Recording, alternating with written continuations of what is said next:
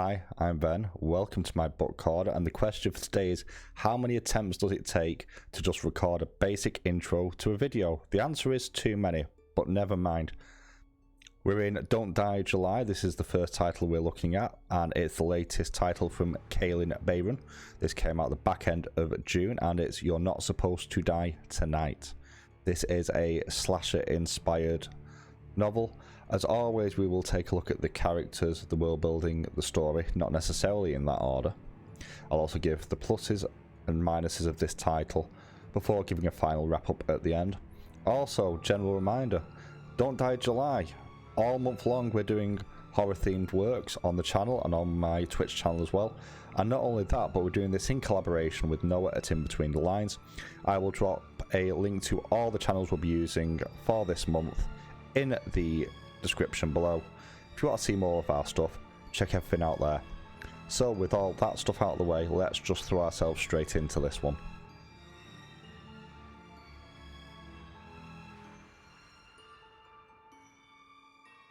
Initially I thought this was going to be a relatively straightforward slasher title, the way it's structured, and that would be doing it a bit of a disservice. The story is based around Camp Mirror Lake, and the main character is Charity Curtis. Now, Camp Mirror Lake was the site of the filming of a film of the same name, involving a serial killer who got stronger with every victim that they murdered. Fast forward a couple of decades, and now this sort of summer camp, which only opens in the summertime for a very specific reason now, is used for an immersive horror experience where guests come, they pay money to basically be terrorized and think they're going to be murdered by a local cast of paid actors, inverted commas. Because this place was used as kind of a filming thing, there's plenty of nooks and crannies and hidey holes and secret tunnels and stuff, so the cast can get around without being seen, all that sort of jazz. And the really interesting thing about this is the fact that it talks about the legality of this. This place does not have a great reputation locally, and people who take part do need to sign a 33-page disclaimer allowing certain actions to be taken. For example, they could be pushed, shoved, dragged, restrained, blindfolded and gagged, amongst other things, just to add to the immersive experience. There's also no guarantee that anyone will actually reach the finish line of reaching the main gate in this as well. The other thing of note is the cast of characters that work here are all underage. There are no adults here supervising, although legally there should be, and that's also part of the reason why there's a bit of friction with local law enforcement. It's getting to the end of the season, and a couple of the extras, for want of a better word, have gone missing. The assumption at this point is that they have just up sticks and gone, but the further into the book you get, things don't quite seem to be right. Things are going missing, dead animals are being found in weird and unusual places. They think they see things on the camera, like figures out in the lake. In fact, at one point they think they see a body in the lake, and then some of the equipment starts to malfunction as well. On top of that, there is a bit of a reputation in the local area for people going missing over the years, and that adds to a whole sense of unease. Basically, Charity gets a couple of friends to come up and act as extras for the end of the season, one of which is her girlfriend and her best friend, who's actually writing a piece on Mirror Lake itself, sort of an expose for the local school paper. And then from the halfway point of the book, this descends into utter carnage as things go from bad to worse, as they realise that actually maybe those people that went missing didn't just up sticks and go home. The story is actually really, really well told. My only issue with this is it was quite slow to get going, but that is in essence worth it, just to kind of build a little bit of the background history of the place and give you an idea of what's going on. It is relatively standard slasher film fare, but there are a couple of neat twists and turns in here which I'm not going to spoil here. Overall, though, I enjoyed the story here. It was pretty good.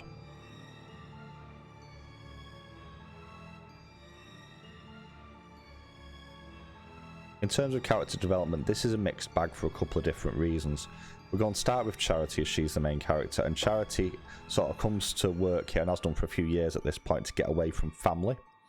She has a very difficult relationship with her stepdad, who basically doesn't want her around and she sees as just a leech off her mother.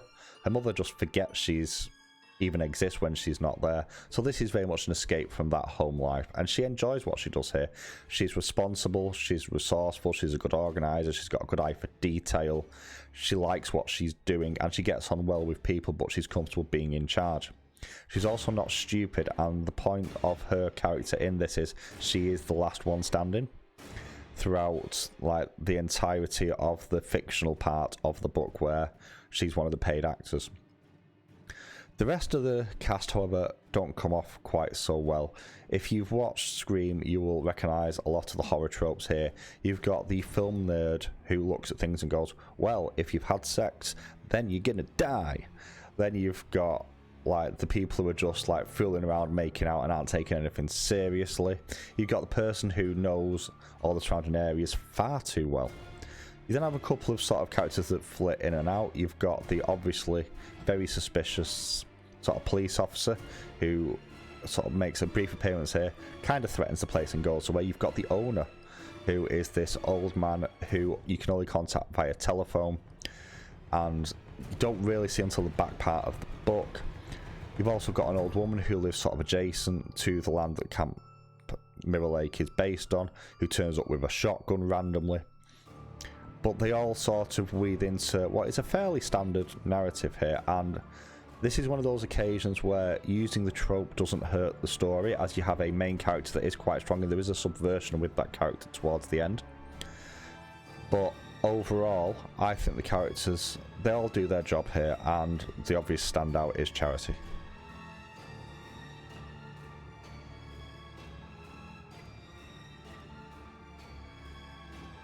Calling it world building, but I think that's an unfair term. I think atmosphere makes more sense, because there's a lot of little details in here that add to the atmosphere of the book and sort of this gradual build up of tension. So you have the descriptors of the woods, now people have gone missing, there's various discoveries that they make within the camp, like there's a locked door which has special sound equipment in it, which they eventually go into, and it's not quite what they expect to find. There's also little bits of local lore about cults which are integrated into this, and foreboding warnings from like grandparents of some of the teenagers that they're basically going, you don't know what really happened there, you shouldn't have gone there in the first place, all that sort of stuff. Add into the fact that there were no adults here, and that the place is basically slightly disrepaired in many regards. It's out in the middle of nowhere, so cell phones work sporadically at best. They've got an old battered landline, only one in the entire site. Things keep breaking down. You very much get a sense of a summer park that is past its heyday and just sort of being allowed to slowly rot away. And all that adds a great sense of sort of mystique to the place and a great atmosphere, which is really, really good. And in that point, that's where this book is at its strongest, because that really does supplement the story that's being told and plays into the horror themes at play here. And for that, I think the world building is actually excellent.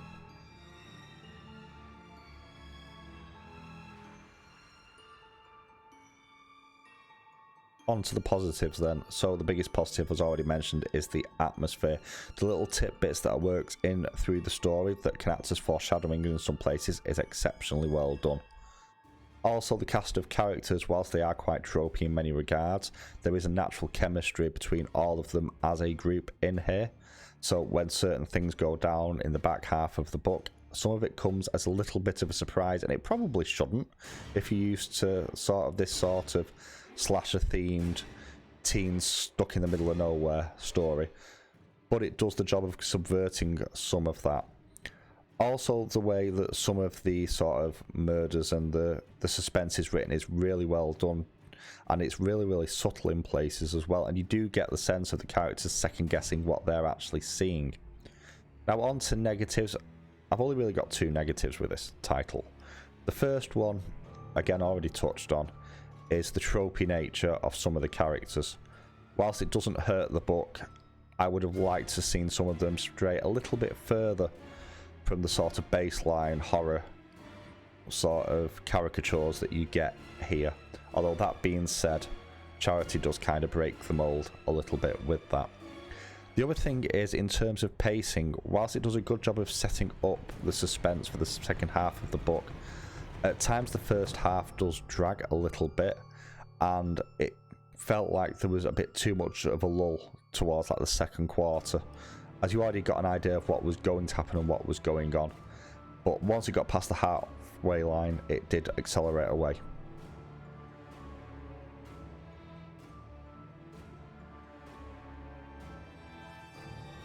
So, final thoughts on this book. I actually enjoyed this. I've not read a decent slasher book in quite a while, and I thought this was pretty good. If you like the Scream movies in particular, and there's a reason why I'm suggesting those ones, then I think you'll really like this one. There's a lot to love here. This is a pretty good, well-told, suspenseful horror book with some really interesting twists and turns, which you certainly won't pick up on in the first half of the book. Well, that's my thoughts on this. Have you read this? What did you think? Let me know in the comments below. I'll see you all next time.